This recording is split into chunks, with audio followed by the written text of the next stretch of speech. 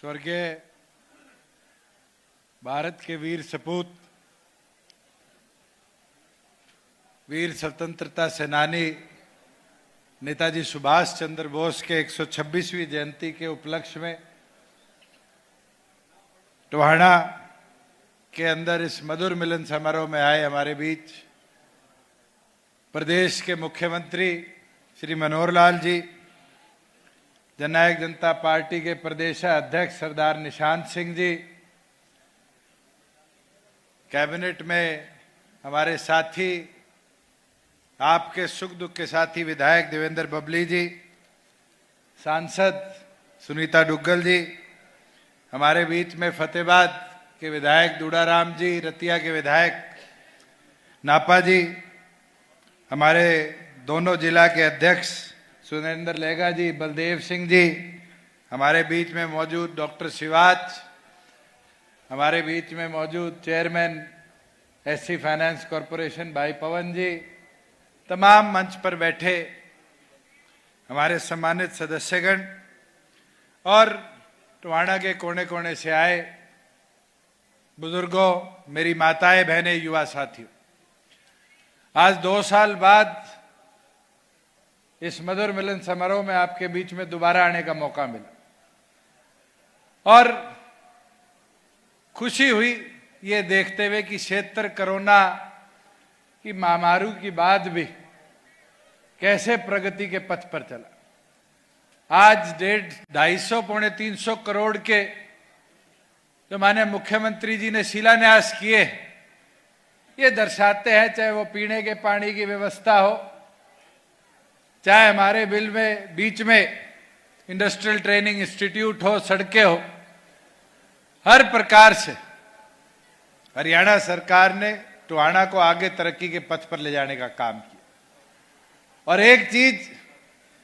जो परसों ही बहुत लंबी मांग को हमने पूरा किया, वो आपके बस स्टैंड की जमीन खरीदने की बात थी। मुझे याद है 2 साल पहले आया था जब बबली जी आ खड़े कह रहे थे कि जी बस स्टैंड बना दो, बहुत लंबी मांग है, 15 साल से पेंडिंग है। और मैं सीएम साहब का आभार प्रकट करूंगा कि परसों जब ये मांग आई तो ये भूमि के अंदर जब हम खरीदने का काम करें तो इनने कहा कुछ हो जाए, मैंने परसों उद्घाटन करना है, इस जमीन को खरीदने का काम करो। और खुशी की बात है कि आज उसकी शिलान्यास का पत्थर रखा गया और उसका लाभ पूरे इलाके को मिलेगा। साथियों, एक चीज और जरूर बोलना चाहूंगा कि आपके गांव में बड़ा सुंदर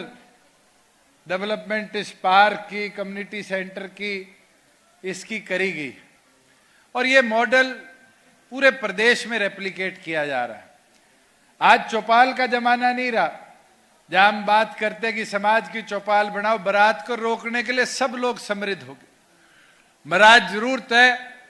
कि गांव के लोगों को मैरिज प्लेस ढूंढ के शादी ना करानी पड़े, ऐसी व्यवस्था गांव में बने। और हमारा प्रयास रहा है, आप गुड़गांव चले जाओ, जीत चले जाओ, आज टोहाना में आपके यहाँ इतना खूबसूरत बन रहा है। ये व्यवस्था धीरे धीरे बनेगी, मगर इसके साथ साथ आज ग्रामीण अंचल में शिक्षा का स्तर बढ़ाने की भी जरूरत है।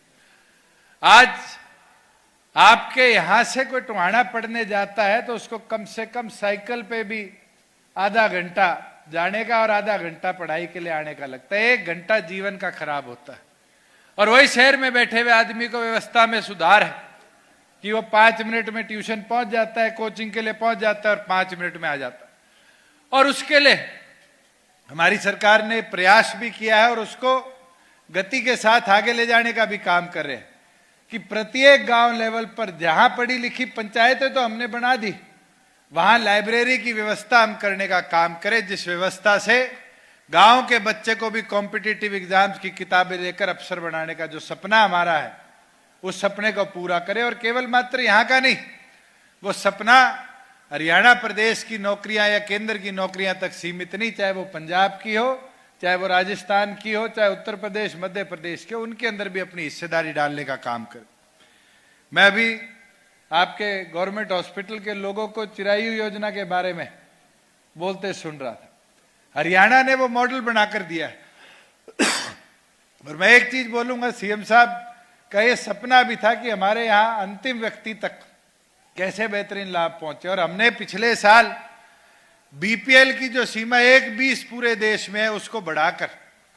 180 करने का काम किया। और इनका धन्यवाद है कि इनने आयुष्मान को भी उसके साथ जोड़कर 1,80,000 तक हर गरीब आदमी के परिवार को 5 लाख तक का बेनिफिट पहुंचे व्यवस्था बनाई। और 5 लाख केवल मात्र हरियाणा ही नहीं, देश के किसी कोने में कोई बीमार हो जाए, अगर आपका वो चिरायु आयुष्मान कार्ड है तो उसका पूरा लाभ देश के किसी भी अस्पताल में हरियाणा प्रदेश का एक एक नागरिक उठा सकता है। साथियों, इसी तरह राशन कार्ड की बात थी। वो दिन मुझे भी याद है जब मैं सांसद था और लोग आते थे, जी एडीसी को फोन कर दो पीला राशन कार्ड बना दे। आपके यहां तो सरपंच से लेकर हर प्रकार तक सिफारिश चलती थी कि आयुष्मान कार्ड बना दो, आयुष्मान ये पीला राशन कार्ड बना दो, और कापियां लेकर घूमते थे। आज क्या व्यवस्था है, अगर परिवार पहचान पत्र में किसी के परिवार की आय को आज 1,80,000 पर हम वेरीफाई कर देते हैं तो अपने आप हरियाणा सरकार उसको पीले राशन कार्ड की बीपीएल परिवार की श्रेणी में डालकर सारी सुविधाएं देने का काम करती है। उसको 20 रुपए का फार्म भरकर किसी दफ्तर में जाने की जरूरत नहीं। आज घर बैठे उसके परिवार की अगर आय 180 से नीचे है तो उसको ये सुविधाएं देने का काम हमारी सरकार कर रही है। साथियों, एक चीज और आपके बीच में रखना चाहूंगा कि एक कदम हमने उठाया है, और वो कदम देश के अंदर जहां 1 डिस्ट्रिक्ट 1 प्रोडक्ट का है कि एक जिले के अंदर एक उत्पाद बढ़ेगा, वहां हरियाणा इकलौता राज्य है जिसने देश के अंदर एक मॉडल बनाया कि हमने 140 ब्लॉक, सब 142 हो गए, 142 के 42 ब्लॉक्स के अंदर 142 वस्तुओं को कैसे निखारा जाए, बढ़ाया जाए, उसके ऊपर काम करना शुरू किया। और मैं तो आज आप सारे हल्के के साथी आए हैं, मैं तो आपसे आग्रह करूंगा कि सरकार को 50 एकड़ 25 एकड़ इकट्ठी करके दो कि आपके चाहे जाखड़ ब्लॉक हो, टवाणा ब्लॉक हो, 2 उत्पाद की पहली इंडस्ट्री कोई फतेहाबाद जिले में लगे तो आपके इस इलाके में हम लगाने का काम करें। आज बड़ी वस्तुएं बनाने के लिए मारुति टाटा बिरला को लाने की जरूरत नहीं, दिन प्रतिदिन गांव से चीजें उठ के शहरों की ओर जा रही है। मैं तो एक दिन उस पे देख रहा था अमेजोन पे, और अमेजोन पे लिखा हुआ था 140 रुपए में क्या चीज बेच रहे हैं, 100 गोसे। औरतों ने ये उत्पाद भी शुरू कर दिया, मगर वो एक स्टार्टअप है कि गांव के उत्पाद को कैसे मार्केट मिली, ये डिजिटलाइजेशन का फायदा। और पद्मा का भी ये सपना है कि हम common service centre, common packaging centre सरकार की तरफ से बना के, और आपका तो डी ब्लॉक में आता है, 85% तक इंफ्रास्ट्रक्चर कॉस्ट हरियाणा सरकार देगी, जो वहां पर खड़े होने के लिए प्लग एंड प्ले के अंदर इंडस्ट्री आएगी और इंडस्ट्री को एक सुनहरा अवसर देगी कि टवाणा से, जाखड़ ब्लॉक से उठ के वस्तुएं और दिल्ली, मुंबई नहीं, विदेशों तक इन बड़ी बड़ी कंपनियों के माध्यम से हम भिजवाने का काम कर पाए। एक चीज और, जहां पहले हमारी फर्दों के लिए हमें जगह जगह घूमना पड़ता था, नकल लेना पड़ता था, 1.5 महीना पहले हमने केंद्र सरकार से एक सॉफ्टवेयर लिया, और आज उस सॉफ्टवेयर का यह फायदा है कि अगर कोई अपनी फर्द हरियाणा के किसी भी जिले की निकालना चाहता है तो जमाबंदी की जो हमारी वेबसाइट है उस पर जाए, और उसके बाद वेरिफिकेशन के लिए आपको किसी के हस्ताक्षर की जरूरत नहीं। आज तो यह हालत है कि हमारे पटवारी भी ओवरबर्डन्ड है, उनको ढूंढना पड़ता है कि कौन से गांव में है, क्योंकि उनके हल्के बड़े हो गए। आज उस व्यवस्था को डिजिटलाइज कर दिया गया कि आप ऑनलाइन जाकर डाउनलोड करोगे तो उसको क्यूआर कोड के साथ, डिजिटल साइन के साथ हमने वेरीफाई करने का काम किया, और बैंक तक उसको वेरीफाई कर कर, सरकारी अफसर तक उसको वेरीफाई कर कर उसको डिजिटली पकड़ने का काम करेंगे। साथियों, इसी प्रकार से एक चीज अभी नापा जी भी कह रहे थे, जब बबली जी बोल रहे थे मारी रतिया टवाणा रोड, मैं तो सीएम साहब को कहूंगा, हाउस में तो हमने कह दिया था आज इसको अनाउंस कर जाओ, चाहे इसमें 50 लगे, चाहे 60 लगे, चाहे 70 करोड़ लगे, इस सड़क का निर्माण भी हमें जल्द से जल्द करवाना पड़ेगा, क्योंकि एक नहीं 2-2 विधायक हमारे इसके अंदर सहमत भी है। और मुझे लगता है कि इस पूरे जंक्शन की कनेक्टिविटी को और बेहतर भी बनाएंगे। मगर मैं एक चीज आपकी संज्ञान में लाने का काम करूंगा कि केंद्र सरकार की जो कमेटी ऑन इंफ्रास्ट्रक्चर है, जिसको माननीय प्रधानमंत्री जी हेड करते हैं, उनने हमारा एक नया एक्सप्रेसवे को मंजूरी देने का काम किया है, जो सिरसा के डवाली के चौटाला से शुरू होगा और पानीपत या समालखा के बीच में जाकर खत्म होगा। वो भी जाएगा तो आप तीनों विधायकों के हल्के के बीच में से जाएगा, रतिया से घुसेगा, भूना छूता हुआ और आपके उकलाना होता हुआ और आगे पानीपत की तरफ जाएगा। तो आने वाले समय में आपको भी तैयारी करनी पड़ेगी कि इंडस्ट्रियलाइजेशन की ग्रोथ हमारे इस क्षेत्र के अंदर भी और बेहतर तरीके से होगी। और मैं तो अंत में इतना बोलूंगा कि साथियों, 2 साल पहले आपने यहां जब मैं आया, जब कहा कि विकास कराओ, हमें ताकत दो, ताकत तो सरकार ने दे दी, मंत्री भी बना दिया, विकास भी करा दिया, मगर आपकी जिम्मेवारी भी और बढ़ती, जिम्मेवारी कम नहीं होती। और उस जिम्मेवारी को समझदारी के साथ निभाने का काम आपने करना है। और मैं तो उम्मीद अपेक्षा करता हूं कि टोहाना की जनता ने जैसे पहले मजबूती दिखाने का काम किया, आने वाले भविष्य के अंदर भी इसी मजबूती और इसी ताकत के साथ हमें मजबूत करने का काम करें। मैं तो आप सब आए, आपने आने पर जो प्यार सम्मान देने का काम किया, उसके लिए आपका आभार, अभिनंदन करता हूं। और एक ही विनती सीएम साहब से भी करूंगा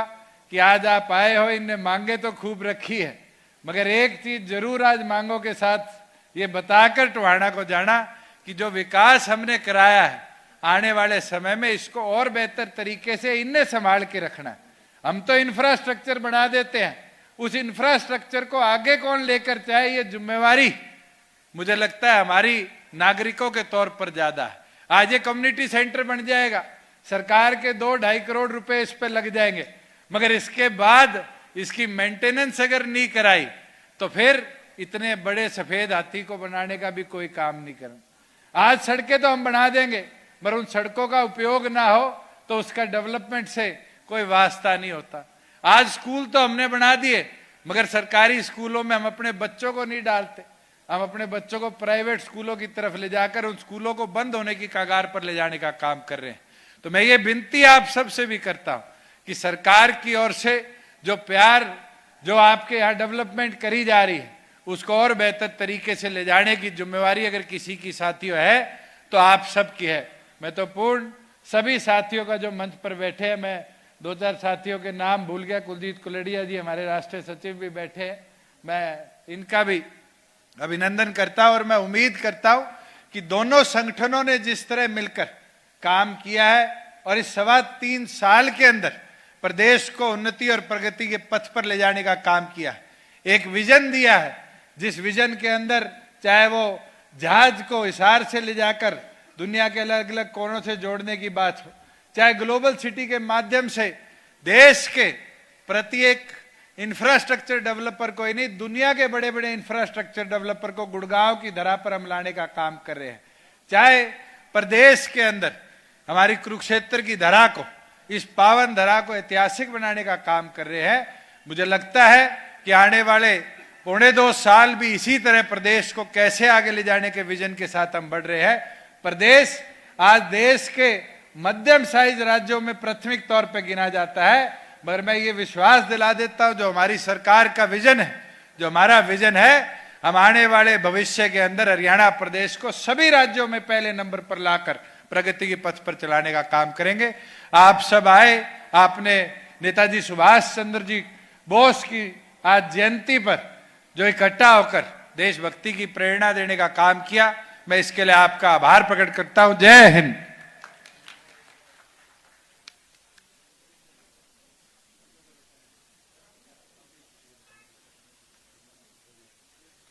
बहुत बहुत धन्यवाद। जोरदार तालियों के साथ अभिनंदन करें आप डिप्टी सीएम दुष्यंत चौटाला जी का। तालियों की गड़गड़ाहट यहां तक पहुंचनी चाहिए। और बीच के गलियारे में जो मेरे भाई खड़े हैं, वो कृपया जो कुर्सियां यहां पड़ी हैं, प्लीज बैठने का प्रयास करें आप, क्योंकि जिनका इंतजार हम सुबह से कर रहे थे, अब वो घड़ी आ गई है कि आपकी जोरदार तालियों की करतल ध्वनि में हम उनको आमंत्रित करें।